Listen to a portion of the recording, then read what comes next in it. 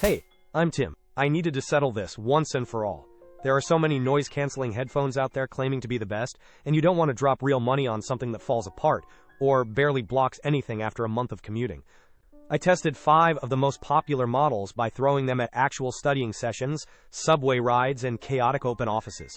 I judged them on noise cancellation performance, comfort during long wear, call clarity, battery life, and sound quality. And here's the thing. One of these completely changed my mind about what a top-tier pick should actually be. I put every single one through the same real-world scenarios and took detailed notes on everything that mattered. If you're looking for honest gear testing, hit that subscribe button and let's dig in. Unboxing this, I had zero expectations, and honestly, that's the fairest way to approach budget headphones. These JBLs are lightweight, plastic-feeling, and they look like something you'd grab for casual use, not serious studying. The noise cancellation is there, but it's honestly pretty basic. When I tested them in my home office, the hum of my AC still bled through. Then I tried them on the subway, and the rumble of the train? Still audible. The app customization is actually pretty cool. You get some EQ tweaking, and an aware mode for ambient sound. But here's the real issue. After just 2 hours of wearing them, my ears felt compressed, like someone was gently squeezing my head. The microphone is usable for calls, but it picks up every ambient sound around you. Sound quality is decent for the price, but flat and lifeless compared to anything higher up this list. Best for someone on a genuinely tight budget who just needs good enough noise cancellation for occasional trips.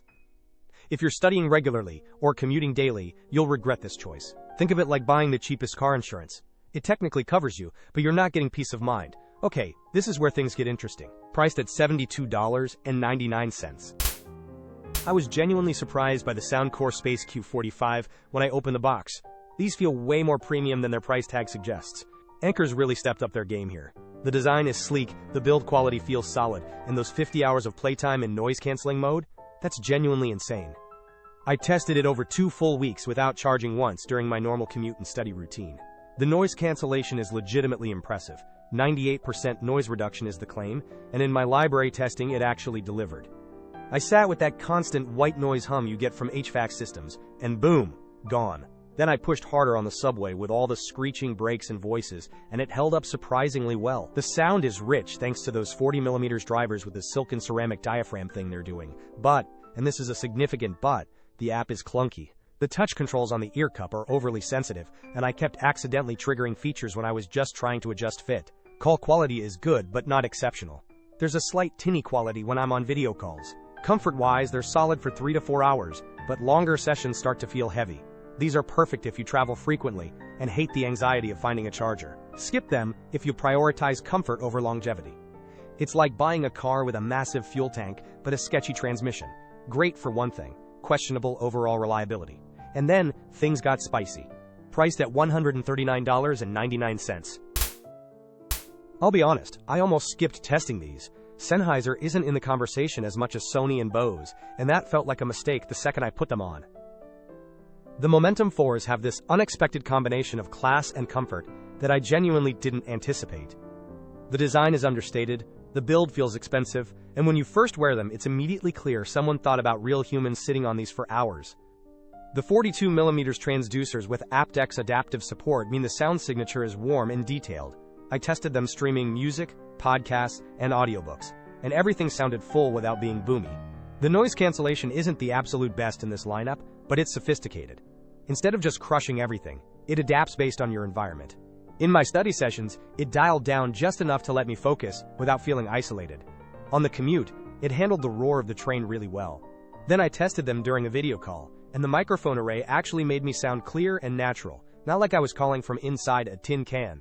The personalization app is legitimately useful too. Real strength? The comfort. After 5 hours wearing these, my ears and head felt fine. Real weakness? The noise cancellation can't quite match what Sony and Bose are doing in terms of aggressive isolation. Best for someone who values audio quality and long-wearing comfort equally. You're not sacrificing one for the other. Skip them if you absolutely need the absolute most aggressive noise cancellation on the market. They're the reliable partner who shows up and does the job well, but doesn't necessarily make your heart race. Speaking of heart rates, membership drops you first access to next week's list. This week we're voting on the best wireless earbuds. Link in the description if you want in. Plot twist coming. Priced at $212.99.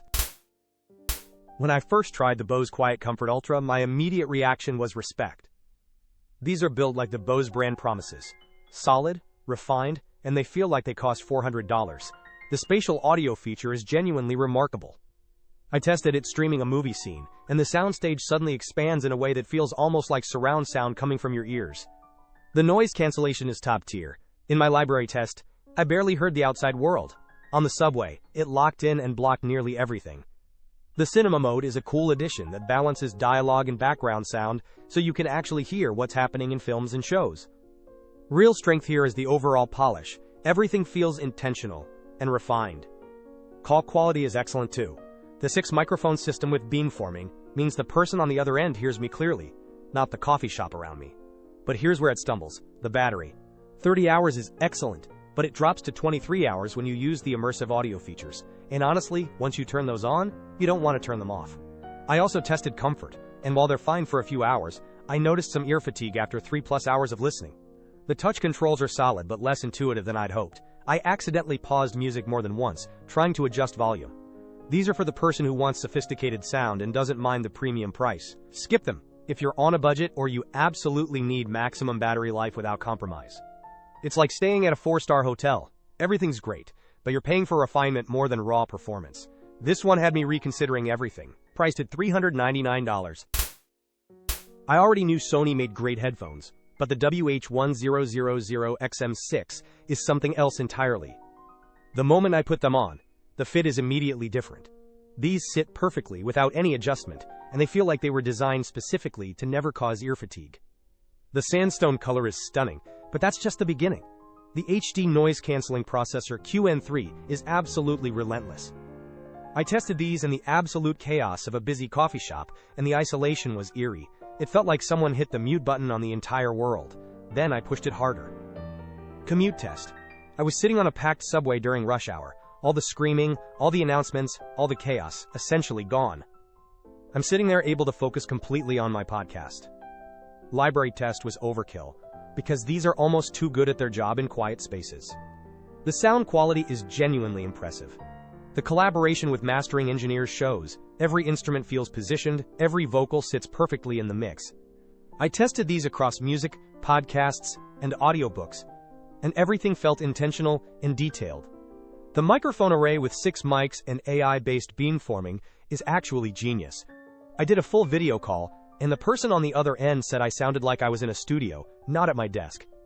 Real strength? The combination of noise cancellation and comfort. I wore these for an entire workday, 7 hours straight, and legitimately forgot I had them on. No ear pressure, no pinching, nothing. Real weakness? The price. At nearly $400, these are expensive. And the touch controls took me a solid day to stop accidentally triggering things. But once you get past that, they're nearly flawless. These are for someone who studies daily, commutes regularly, and wants the absolute best noise isolation without sacrificing comfort or sound. Skip them if budget is your primary concern. You can get 85% of the performance with something like the Soundcore for half the price. But if you're in this category and you try these even once, every other pair feels like a compromise. It's like comparing a custom-fitted suit to something off the rack. Yeah, the off-rack option covers you, but once you know what proper fit feels like, there's no going back. And that's the noise-canceling headphone that earned the top spot, no contest, priced at $398. And that's the noise-canceling headphone that earned the top spot, no contest. All product links are in the description below.